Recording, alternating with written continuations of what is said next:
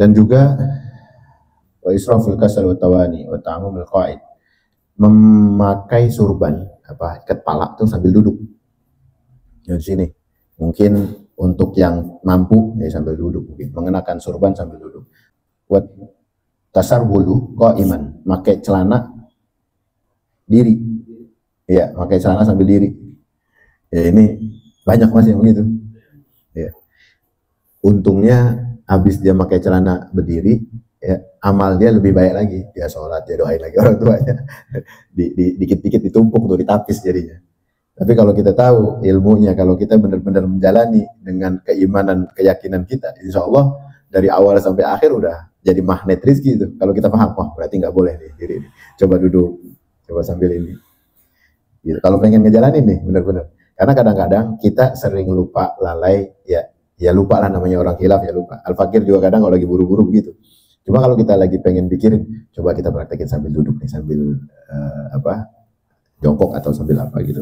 Dengan niatan mudah-mudahan rangkaian kita itu disempurnakan. Yang kadang-kadang kita waktu lagi lupa dan lalai, itu ada yang ditambal. Misalnya sama sunnah-sunnah yang lain. Nggak kesial banget sih, enggak. Tapi kalau dari awal sempurna kan kita nggak ada nutup-nutupin. Tumpah nanti jadinya. Tumpah menjadi keberuntungan, rezeki. Kalau sampai satu hari ini kita ngamalin larangan atau himbauan-himbauan itu kita abaikan, jadi kan kayaknya impas. Pulang ke rumah dapetnya segitu aja. Nggak ada tuh yang namanya kayak kelebihan apa ya kira-kira lebihnya nih, kayak gitu. Kita belum sampai ngejumpain. Rupanya ditambal sama kita. Ya kalau di istilahnya kalau mangkok itu dibocorin, ditambal, diisi lagi deh. Kagak tumpah airnya ke kita. Adanya cuma di kebutuhan doang, kebutuhan yang memang sifatnya urgensi aja. Ya untuk makan ada sih, cuma nggak ada kelebihannya.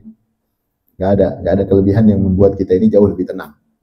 Kan orang kalau dikatakan rezeki itu kan yang barokah, yang banyak, itu membuat hati kita juga tenang.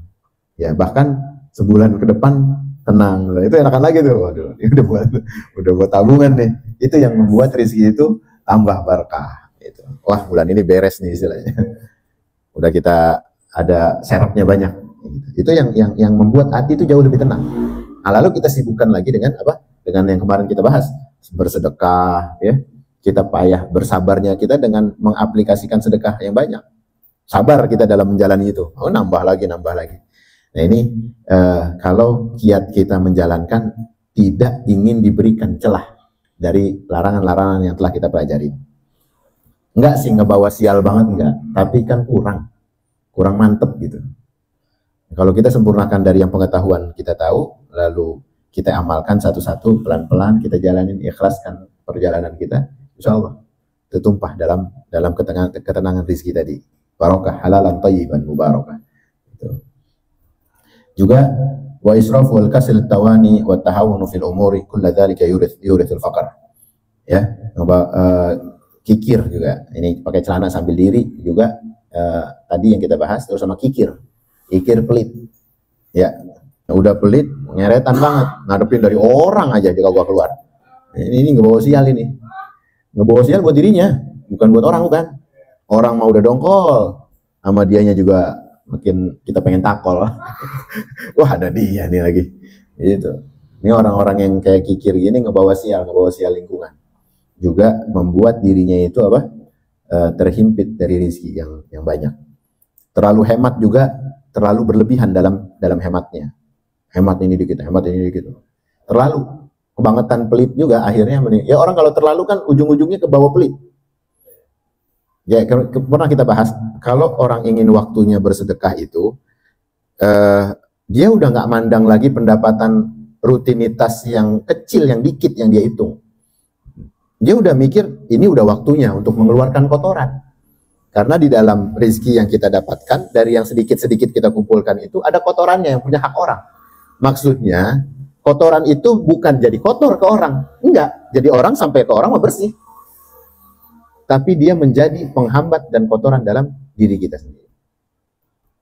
Kalau kita nggak menyadari itu, kalau kita ngabain aja, hati-hati. Gilirannya ditarik, gilirannya diambil sama Allah, dalam porsi yang pemaksaan. Yang nggak diduga-duga. Anaknya begini, dianya begitu. maknya begini, jadi keluarganya begini. Mau nggak mau dia kudu keluar andil misalnya. Yang udah ditabung sama dia. Tapi karena dia tidak memperhatikan hak orang lain yang di dalamnya sedikit sebetulnya. Dikit, nggak banyak. Allah nggak ngezolimin hambanya kok. Zakat aja kita hitung cuma 2,5%. Coba. Dari tiap hari kalau kita ngeluarin, menjadi baik. Nah itu kalau sampai orang terjebak kepada hal yang berkaitan dengan penghematan, ini aroma kikirnya juga kuat. Gue pengen hemat nih, gue pengen hemat. Udah. Ada waktunya kita memang bismillah. Allah kasih nanti ketenangan kita. Allah kasih rezeki min haitsu la yahtasib, dari yang tidak diduga dan disangka. Dari mana-mana arahnya. Juga menunda atau meremehkan segala urusan. Ini ngeremehin nih. Ini bikin apa? Bikin rezeki itu mampet. Pernah kita bahas sambil santai waktu itu. Kalau kita ngeremehin tugas aja, gampang itu. Ya, Allah azab kita. Allah ingatkan kita. Akhirnya itu nggak gampang. Kita ngeremehin. Kita nggak bertasbih. Kita nggak bertasbih di dalamnya. Detik-detik kita ini harus kita gantungkan kepada Allah. Kita nggak tahu. Kita bisa selamat, kita bisa sukses, kita bisa kembali sesuai harapan dan kerjaan kita. Kita nggak tahu. Dan di situ Allah cemburu sama kita. Siapa kamu? Siapa kamu tidak menggantungkan kepadaku? Ilmumu di mana? Gitu kan? Kita kalau ngeremehin kerja aja, kadang-kadang kalau diganggu sama setan, kita nggak berdoa. Lupa naruh obeng di mana? Lupa naruh pulpen, kacamata di mana? Kita lupa. Diganggu kita. Coba kalau kita bertakwa sama Allah, kita beriman, kita bertasbih sama Allah. Kerjaan apa insya Allah diingatkan Allah. Makanya penting kita untuk menjaga ya zikir kita, tasbih kita. Ini penting nih. Ini kita udah mulai, umur kita udah mulai banyak. Jangan sampai yang kayak gitu masih aja kita lakonin. Akhirnya apa? Ya kagak kaya-kaya. Ya ngeremehin aja modelnya. Di sini karena dihimbau oleh beliau, mu'allif kita meremehkan segala urusan. Ngentengin. Itu juga salah satu penyebab kefakiran. Auzubillah min dzalik. Semoga kita dihindari atau dijauhkan dari hal-hal yang sedemikian.